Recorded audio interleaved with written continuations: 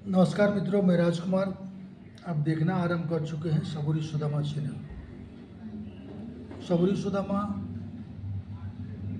कृषि पर एक कार्यक्रम चलाती रही है। हमारे किसानों की जो फसल है, किसानों की जो स्थिति रही है, खेती के प्रति जो बदलाव होनी चाहिए, खेती के प्रति जो लोगों की रुझानें घटती जा रही हैं, इन तमाम बिंदुओं पर लगातार चर्चा करती रही है। तो आशा करता हूँ कि आपको हमारा ये प्रयास पसंद आता होगा। हम देखना आरंभ कर चुके हैं सबुरी सुदामा। मैं राजकुमार फिर एक बार आपके सामने उपस्थित हूँ। आज का जो संदर्भ होगा, अभी चूँकि गेहूं की कटाई जो ज़ोर शोर से हो रही है, मौसम बिल्कुल साफ है। इन समयों में हमें पके हुए फसलों को जितनी जल्द हो सके समेट लेना चाहिए, क्योंकि जब किसानों का फसल खेत में पक जाता है, एक आस बन जाती है। हमारे किसानों की जो सारी आवश्यकता है इन्हीं खेतों पर निर्भर है। हम अपने बच्चों की पढ़ाई, उनका ट्यूशन फी, दैनिक दिनचर्या की आवश्यकताएं, दवा दारू आदि जो भी हमारी समस्याएं हैं, सभी का एक ही उम्मीद होता है कि हमारे लगे हुए खेतों में फसल से हमें आमदनी होगी, उससे बेच करके हम अपनी आवश्यकता को पूरा कर सकते हैं। किसान मित्रों, अप्रैल का महीना जैसे ही आरंभ हुआ, गेहूँ तोड़ी जिसे हम लोग कहते हैं, इसकी भी कटाई लोग लगभग कर लिए हैं। और अभी गेहूँ का कटाई जो है ज़ोर शोर से चल रहा है। जितनी जल्द हो सके हमें गेहूँ की कटाई कर लेनी चाहिए। इन दिनों मौसम का मिजाज कुछ ठीक नहीं होता है, ज़्यादा कदा मौसम बिगड़ जाता है और अफरा तफरी का माहौल बन जाता है। किसान मित्रों, अपनी फसलों को काट लें और इसके बाद जो खेत खाली बचता है उसमें ढेंचा को, कई क्षेत्रों में जो ढेंचा को मनगिरा के भी नाम से लोग जानते हैं, इन मनगिरा को, ढेंचा को अगर खेत में हम लगाते हैं तो इसमें हमारे खेत को मजबूती मिलती है। मनगिरा का जो पत्ती होती है वो जो हमारे खेत में गिरता है, खेत की उर्वरक क्षमताएं बढ़ती हैं और खेत हमारा मजबूत हो जाता है। साथ ही साथ आप मूंग की भी खेती कर सकते हैं। मूंग की खेती लगा सकते हैं दलहन के रूप में। जो है गेहूं कटाई के उपरांत हमारे किसान जो है मूंग भी लगाते रहे हैं, तो निश्चित रूप से मूंग भी लगाएं। और साथ ही साथ फिर जैसे ही गेहूं की कटाई समाप्त हो जाती है तो मक्का जो अभी हमारे किसानों ने लगा रखी है, मक्का की भी कटाई आरंभ हो जाती है। और कैश क्रॉप के रूप में हम लोग मक्का की खेती अधिक से अधिक करते रहे हैं और एक उम्मीद रहती है, एक आशा होता है कि मक्का से अधिक उत्पादन हो और हमें जो है इसका अधिक से अधिक लाभ मिल सके। किसान मित्रों, जो मशरूम की खेती करने वाले हमारे किसान हैं, उनके लिए भी यह समय जो है बड़ा ही महत्वपूर्ण समय होता है। क्योंकि इन दिनों जब गेहूं की कटाई होती है तो भूसा का स्टोर, गेहूं के भूसा का स्टोर हम कर सकते हैं। क्योंकि मशरूम की खेती करने के लिए गेहूं के भूसा की जो ज़रूरतें होती हैं और गेहूं के भूसा पर मशरूम का उत्पादन बढ़िया होता है, अधिक होता है। और इनको बारिश शुरू होने से पहले ही हम इसको समेट कर लेते हैं, तो हम समय जो है अपने मशरूम की खेती आरंभ कर सकते हैं। किसान मित्रों, इसके साथ ही साथ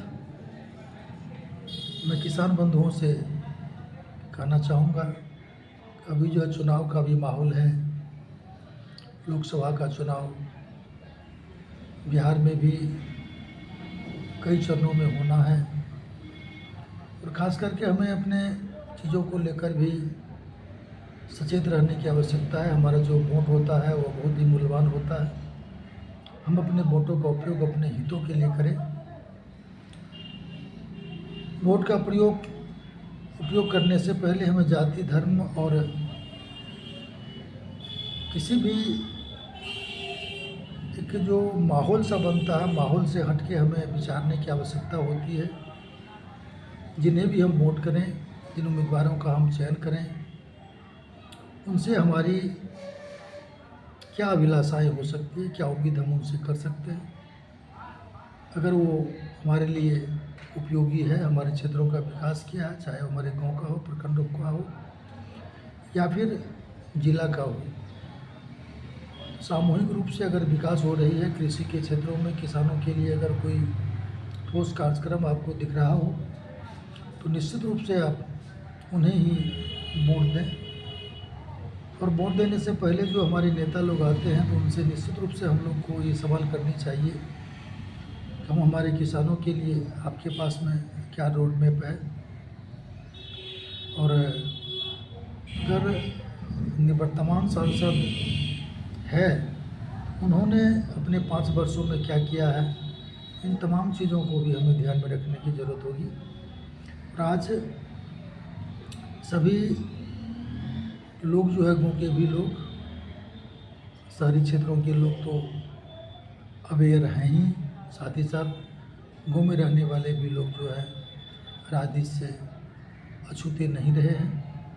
तो निश्चित रूप से हम लोगों को संगठित होकर के इन चीज़ों को बड़ी बारीकी से समझने की आवश्यकता होती है कि हमारे वोटों का उपयोग हमारे हितों की रक्षा के लिए हो, हमारे अधिकारों की रक्षा के लिए हो, और हमारे लिए क्या कुछ उपयोगी हो सकता है, हमारे खेतों के लिए, हमारे फसलों के लिए। फिर जो हम लोग जो कृषि करते हैं, कृषि में जो हमारी लागत पूंजी है, उनके लिए जो है मूल्य का निर्धारण क्या होता है। सरकारी स्तर पर अगर हमारे यहाँ क्रय सेंटर नहीं है, तो इन सारी चीज़ों पर भी हमें ध्यान देने की आवश्यकता होती है। स्थानीय स्तर पर बिक्री केंद्र की भी आवश्यकता हम लोग महसूस करते रहे। तो निश्चित रूप से जो भी फसल हम उत्पादन करते हैं, हम उम्मीद रखें तो उनके लिए एक बेहतर विकल्प हमें मिले, ये हमारा मौलिक अधिकार भी है। और ख़ास करके हमें जो है जैविक खेती के लिए भी जो है अपने आप को तैयार करने की ज़रूरत है। हमारे किसानों के पास जितना भी ज़मीन है, जितनी भी खेतें हैं, उन्हें हम अगर अपने आवश्यकता के हिसाब से फसल का उत्पादन करें। ये सत्य है कि हमारी जो आर्थिक स्थिति है कुछ अच्छा नहीं होता है, और अपनी आवश्यकता की पूर्ति के लिए हम लोग कैश क्रॉप की ओर जाते हैं। सभी खेतों में मक्का ही लगाते हैं या सभी खेतों में गेहूं की खेती करते हैं। इस प्रकार इसमें भी हमें सोचने की ज़रूरत है, विचारने की ज़रूरत है।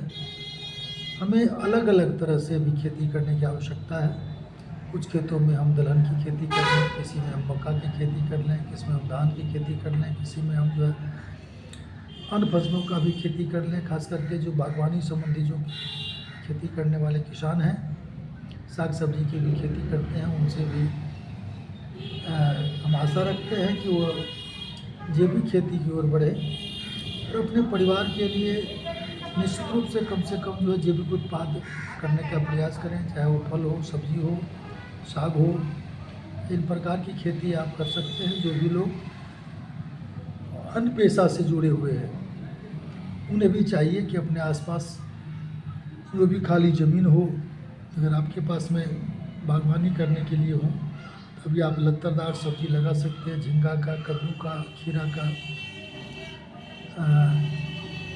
भिंडी का साग लगा सकते हैं।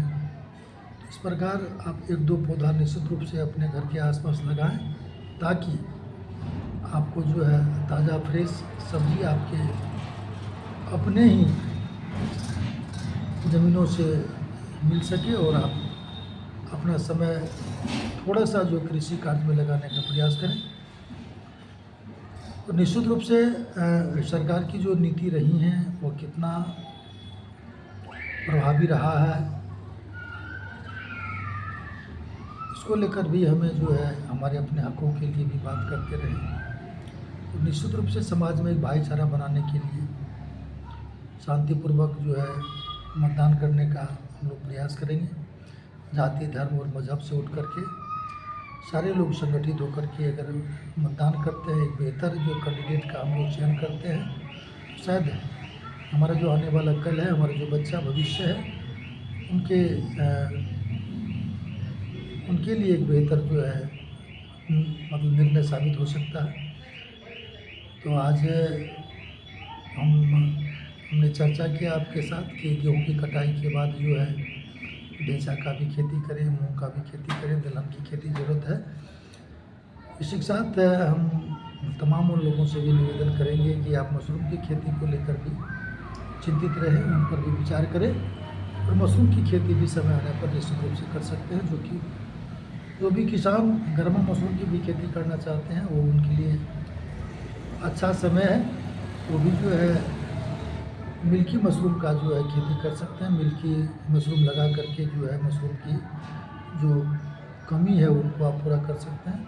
आज इसी के साथ अब मैं आपसे विदा लेना चाहूँगा और एक बार पुनः आपसे निवेदन करूँगा, हमारे इस चैनल को सब्सक्राइब करें, लाइक करें, बेल आइकन को दबाएं और निश्चित रूप से अधिक लोगों तक हमारे इस वीडियो को पहुँचाने का प्रयास करें। मैं राजकुमार आपसे विदा लूँगा। जय कृषि, जय मशरूम, जय सौर सुदामा। बहुत बहुत धन्यवाद। नमस्कार।